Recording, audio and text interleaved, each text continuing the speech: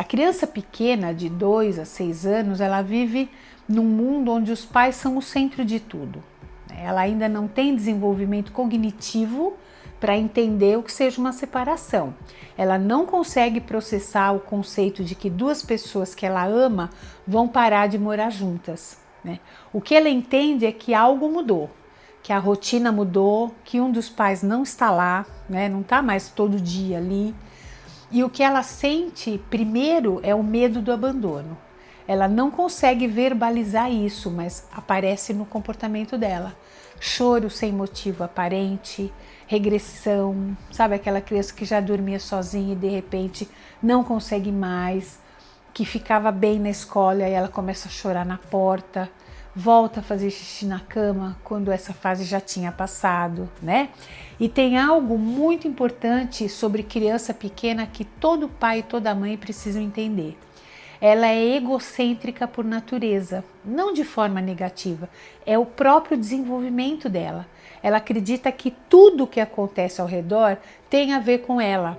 Se os pais brigam, ela acha que é por causa dela. Se os pais se separam, ela acha que ela fez alguma coisa errada que ocasionou essa separação.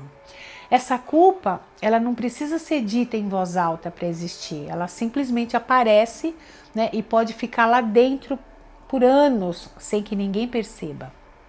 Por isso, gente, vocês precisam dizer explicitamente que não foi ela, com palavras simples, do jeito que ela entende, quantas vezes for necessário. Não uma vez numa conversa difícil e acabou, mas repetidamente, com calma, com carinho, sem dramatizar.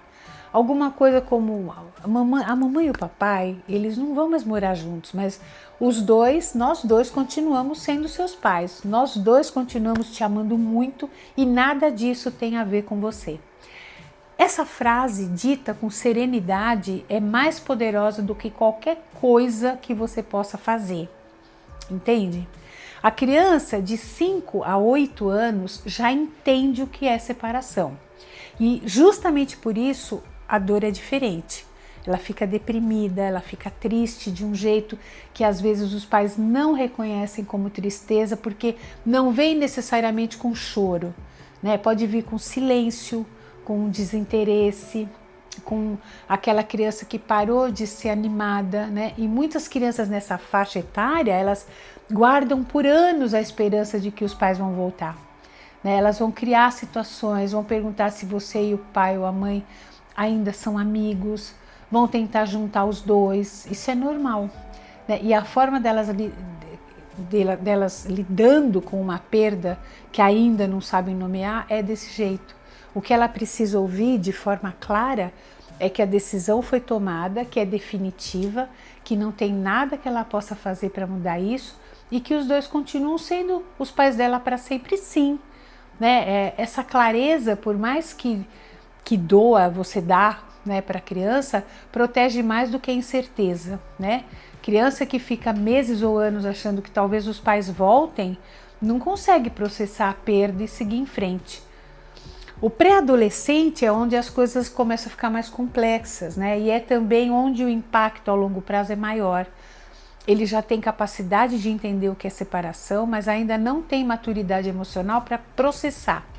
E aí o que aparece é a raiva, questionamento de autoridade, isolamento, aquela sensação de não pertencer a lugar nenhum porque a família que ele conhecia mudou, né? Ele pode se fechar, ele pode ficar agressivo, pode testar limites de um jeito que você não viu antes, né? Pode cair no o rendimento escolar dele, pode ter insônia, e você vai desesperando. Tudo isso é ele tentando lidar com algo que dói e que ele não sabe nomear. Tem outra coisa que acontece muito com pré-adolescentes, que é ele se colocar do lado de um dos pais. Ele escolhe um lado, né, defende aquele pai ou aquela mãe com uma lealdade que às vezes surpreende e ele rejeita o outro. Quando isso acontece sem que ninguém tenha feito nada para provocar, é a forma dele de tentar ter controle sobre uma situação onde não tem controle nenhum, né? Quando isso acontece porque um dos pais, mesmo que inconscientemente, colocou ele nesse lugar, o dano é muito menor, né? E eu vou falar sobre isso aqui daqui a pouquinho. O que o pré-adolescente precisa é de honestidade na medida certa. Não os detalhes do que aconteceu entre vocês. Ele não precisa saber disso ou saber, né, se houve uma traição. Não, não. A verdade do que aconteceu, né, ele tem que falar, mas assim, vá com calma, né? Pode doer um tempo, mas você tá ali, o pai tá ali. Ele precisa sentir que vocês não desapareceram, mesmo que a família tenha se reorganizado. Ele precisa de presença, de consistência, de espaço para expressar o que ele sente, sem que você entre em colapso quando ele fizer isso, né? Agora eu preciso falar de uma coisa que provavelmente é a coisa mais importante desse assunto inteiro, né? E que quase ninguém consegue fazer bem sem ajuda. A separação é do casal, a parentalidade continua sendo dos dois. Isso parece simples, óbvio, simples de entender, mas na prática é um dos trabalhos mais difíceis que existem, porque vocês dois estão com dor, com raiva, com mágoa, estão com exaustão e ao mesmo tempo precisam continuar sendo pais juntos. O que machuca profundamente os filhos não é a separação, é o conflito que vem depois, é ouvir um pai falando mal do outro, é ser usado como mensageiro entre os dois, é ser usado como moeda de troca, é sentir que ele precisa escolher um lado, escolher a quem ele vai ser leal, é perceber que quando chega na casa de um, o outro é tratado como inimigo. Isso tem um nome, chama alienação parental. E as pesquisas sobre os efeitos disso são devastadoras, gente. Adultos que sofreram alienação parental na infância relatam baixa autoestima, depressão, dificuldade de confiar em relacionamentos, tendência a entrar em relacionamentos abusivos e uma dificuldade específica de sair deles, porque eles aprenderam desde cedo que amor e conflito andam juntos, né? Que você fica com quem te machuca. Eles relatam também uma tendência de ver o mundo em preto e branco, ou tudo bom ou tudo ruim, né? Sem conseguir tolerar a ambiguidade. E isso afeta todos os relacionamentos da vida adulta dessa pessoa.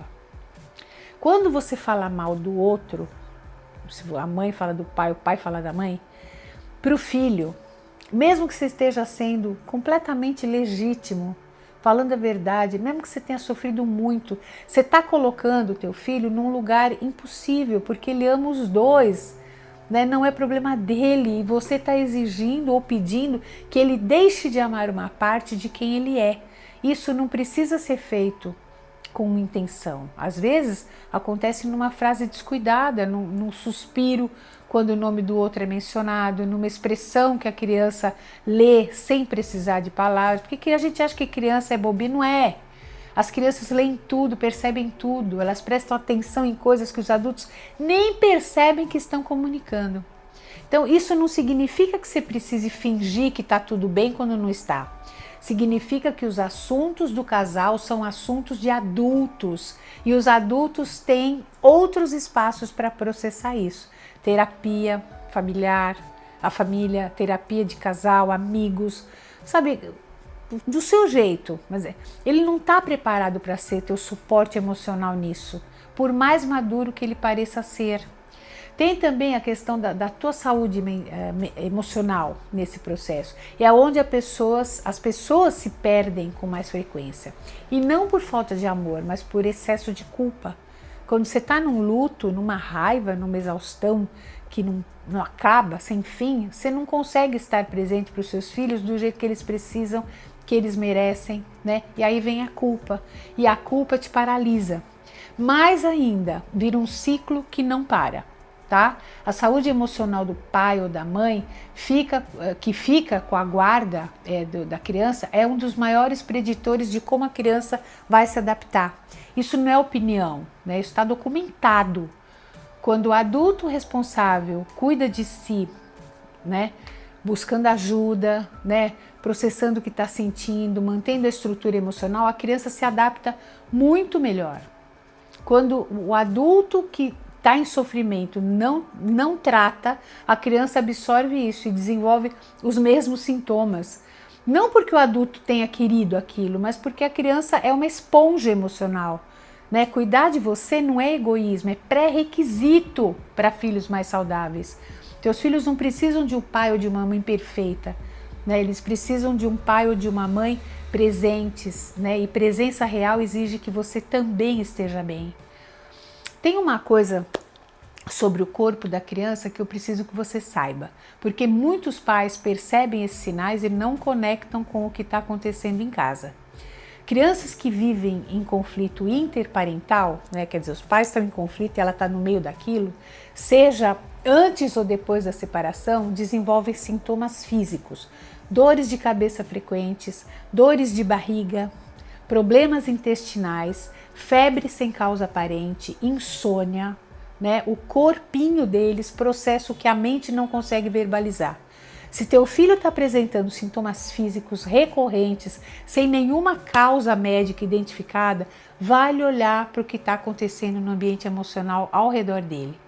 Né? Sobre a rotina, né? Ela protege muito mais do que as pessoas imaginam.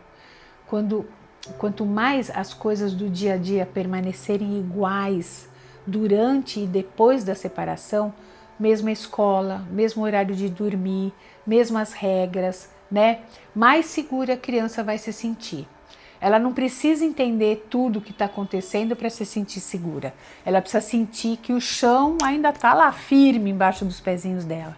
Né? A previsibilidade é uma forma muito maravilhosa de amor e que as crianças reconhecem antes de saber o que seja amor. Quando você precisa mudar a escola, mudar de casa, mudar a rotina, tudo ao mesmo tempo, né? Enquanto processa a separação, o impacto é muito maior. Se puder, espace as mudanças, né? Se não puder, porque às vezes não dá, né, gente? Converse, explique de um jeito que ela entenda e